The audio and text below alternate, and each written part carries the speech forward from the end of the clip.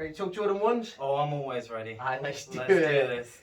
First things first, what we're rocking with today. What you got on feet today? So, on feet, I've got the Jordan 1s Lucky Green. Just picked these up. Recent I pickup. wasn't too sure on them on the pictures, but now that they're on foot, I do like them. In person, that green pops. Yeah, it's like a nice. It's not as vibrant. It stands out, but not to the point where it's like overbearing. So I quite like it. But what you got on?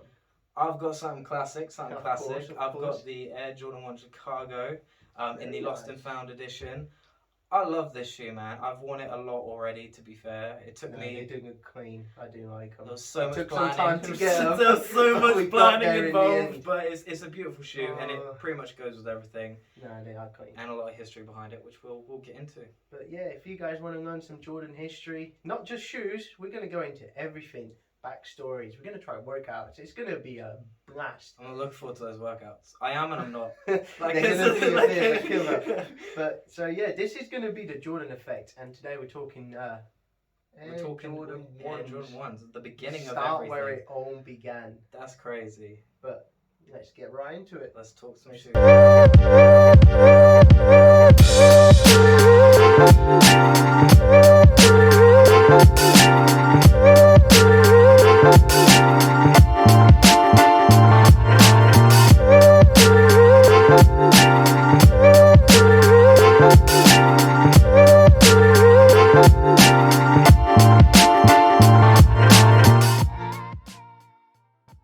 Right then, so here are the shoes. Let's talk some history. You know what I'm noticing right off the bat, which is very crazy? So it's crazy that we actually picked both of these colorways, right? They just look quite nice sat together, to be fair. The colours of the two. They do match quite well, but I feel like there's something behind this. There's something real crazy. There's got to be something behind it. So obviously, to my knowledge, the last time this particular colorway released we're in like these, I think they were either called championship packs or DMP packs, and essentially you got these massive shoe boxes. Oh, the ones that came as a pair with the two little shoes, right? Right. So that was crazy. And any time the original, if I'm right, the original inspiration behind this shoe came from obviously the Boston Celtics, which would explain the green. Yes.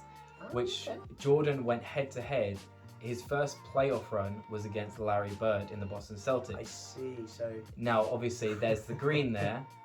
And MJ wore this shoe, scored 63 points against Larry Bird. So then they come out with this as a little dig. Yeah, it says like a little dig or an homage. We won the game and now I've got your colour. But Larry Bird, in that game, after that game, in the obviously the post-game interviews, he called Michael Jordan God in gym shorts.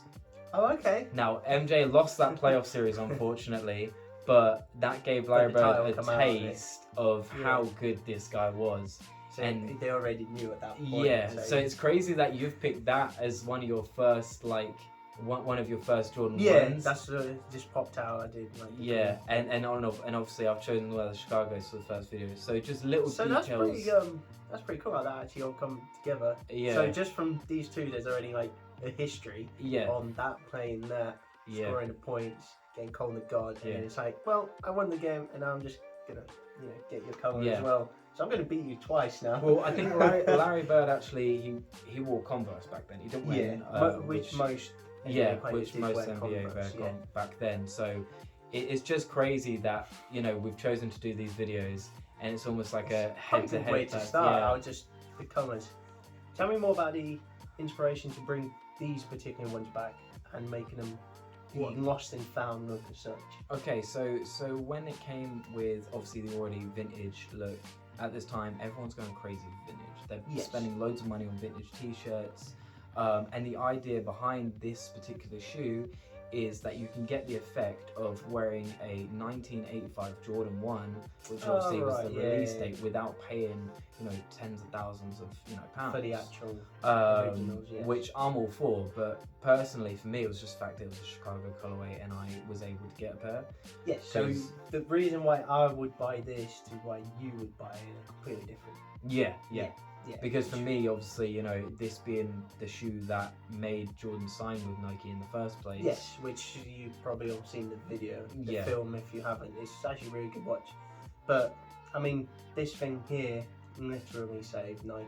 It's crazy to think that this one design changed the shoe game forever. And I mean, after all these years, they're still coming out with more designs. And fun fact, just at the end of the month, the University Blues are coming. Do you know what that's an homage to? No, but I'm about to find out, just like the viewers are. So Jordan went to a university called the University of North Carolina. Okay. UNC. So, and obviously the colours of the... There we go. The Let me UNC. guess, was the University a blue theme? Yeah, it was actually, yeah. So obviously they always want to pay an homage to where Jordan came from. So if you think about it, every shoe, whether it's an obvious one or you have to actually look a bit more into it, it does have a story. Yeah. The colours are not just, you know what, purple looks cool, everyone's wearing purple, let's do a purple colourway. Yeah. They are actually thinking. So there are a few which are just like really dope colorways. Yes. But 9 times out of 10 they've got a real cool story behind them, whether it's how many points he scored in him or whichever. Yeah. The funniest thing is Michael Jordan hates this shoe. Yes, I with know. A burning passion.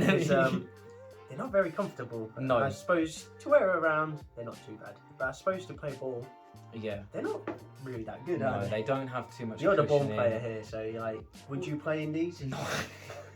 You wouldn't play in Jordan 1s, you wouldn't go shoot hoops. That's the thing. So later on, he would come to play what he thought was going to be his last game in Madison Square Gardens, right? Now he thought to himself, oh, wouldn't it be nice to wear the shoe that I wore the first time and have like a full circle? So if this is the end, I'm going to end it where it began with the Chicago's. And by like, I think it was halftime, he says that his feet were soaked in blood. But he felt like, being superstitious, he felt he was having such a good game, he didn't want to take them off. No. And originally that design came from the fact that Michael Jordan played in like Converse when he was in college, right? So, and the Converse sole had a very like low to the ground sole, so that's why they chose that one. Yeah. But later on, it's just it's not actually the Converse ones weren't exactly the best. No. The best way, but it's what was selling. So if you want to compete with what's selling, you have to. You kind of the same. You had really big names with Converse. You had Magic Johnson, you had Larry Bird, and at the time for Jordan, they were his Michael Jordan, if that makes sense. So he looked up to them. So if they're wearing it, then I need to wear them to be that good. So, and I suppose that's where the whole Jordan thing comes from. It's like, well, he's wearing his good, so I'll wear it, and then the celebrities are wearing them, so I'll wear them, and it just became this Jordan brand thing, pretty much, which then moved beyond shoes, and it just became everything. Became a Jordan effect. That is the Jordan effect. So going back to, I suppose, the story of the ones, which is what we're doing this first introduction video about. How long were the ones sort of on top until the other ones were coming back? Was it quite a long reign, or was it, all right, this worked out well, let's look into some other ones? Well, originally, loads of people said, people that I know that are older than me, they say they just sat on shelves. It took a long time for people to look at Jordan and take him in a serious manner. Yeah. A lot of people didn't see his potential till he really. And even as he went on, before he started winning championships, they were like, "Oh, he's a great player, but he's not going to be the best. Yeah, he's not going to take a team to the finals. He's not going to do the GOAT. He's just a really good player." Yeah. So it took a long time to move these things. And rumor has it, these things used to go on sale. That's crazy to think now. Can you even imagine? It's gone from the normal price and they go on sale to, we need to try and get in the queue to get these new ones because we might not get a pair. This thing right here to sell for nearly like £400. Like that's unreal. I mean, even these UNC ones coming out at the end of the month, I want to get them, but there's no guarantee that I can get them. And you looking back, they were going on sale, which is just. It's crazy. I mean, it's completely. Different how it all changed. It baffles me every time when you hear that they used to go on sale. Yeah. It's completely mad. But I guess that's one of the biggest reasons I think for me that I've always looked up to Michael Jordan. Yeah. Because he's constant underdog, proving his point all the time. He had to work for it. It's not like he was lucky or he was right. His dad was already famous, so he's got the fame from his dad. It was just he was really good. He knew his skill to do the talking. Yeah. And that's how he used to advertise these shoes. Yes, I remember that, yeah. So it's like he let his game do all the talking. Yeah.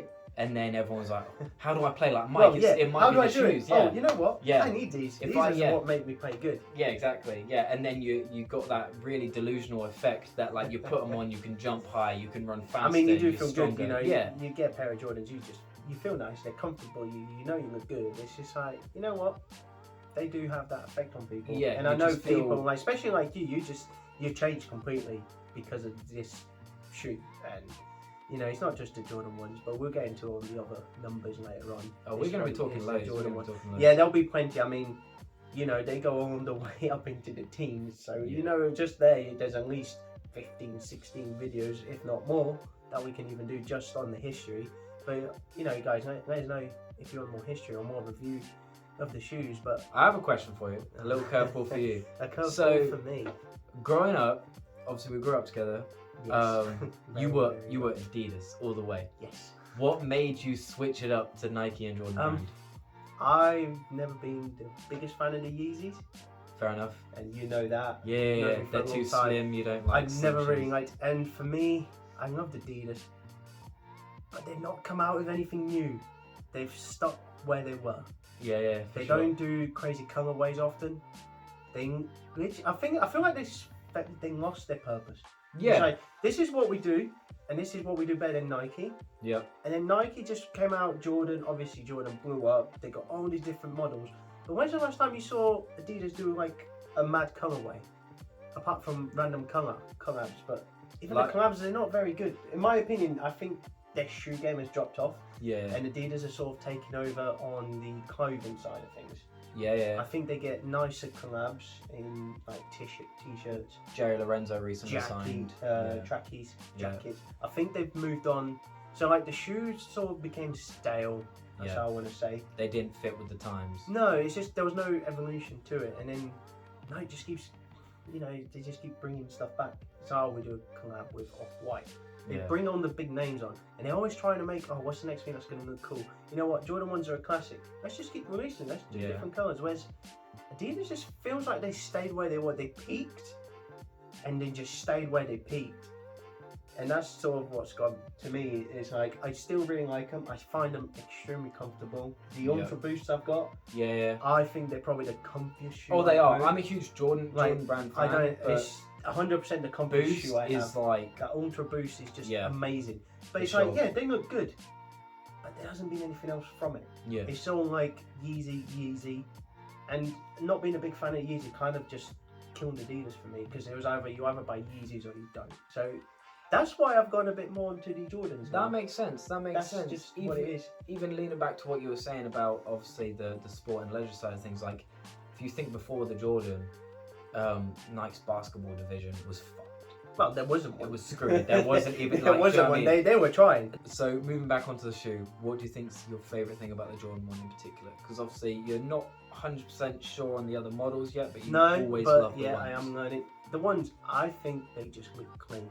And you can get, there's so many colorways that you can always find one that fits with what you're trying to do. Oh yeah, for sure. So for me, that's what I really like about the ones. But what's the ones for you? Pretty much same thing, man. It goes with shorts, goes with joggers, and depending on like how you lace them as well. Like if yours is quite loosey goosey in the way you lace them, so yours, like if you slip some joggers on, that's gonna look so fire with the loosey goosey. I can't be arsed vibe. That's pretty much. And then like if you lazy, so it just fits perfect. You know what? I think this is a very classic shoe. It'll still be quite popular for a while. I think so. I can't see them dying down.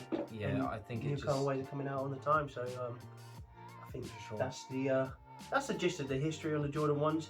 We will have more tailored videos onto an actual review of the shoe itself. So let us know down in the comments below if you want a review on the Lucky Greens or a full in-depth review of the Chicagos.